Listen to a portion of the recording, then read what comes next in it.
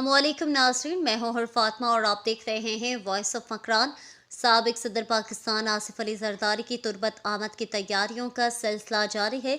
Chairman ज़िला council केच Mir Hotman Bloch PP Makran के सदर डॉक्टर बरकत बलोच ने इस सिलसिले में तुरबत सर्किट हाउस का दौरा किया, जबकि पीपल्स पार्टी के सरबरा आसिफ अली जरदारी की 18 दिसंबर को तुरबत आमद के सिलसिले में पीपल्स पार्टी के सूबाई रहनुमा मीर ज़हूर बुलेदी की सरबराही में एक वफ्द ने डिप्टी कमिश्नर केच हुसैन जान बलोच से इनके दफ्तर में मुलाकात की।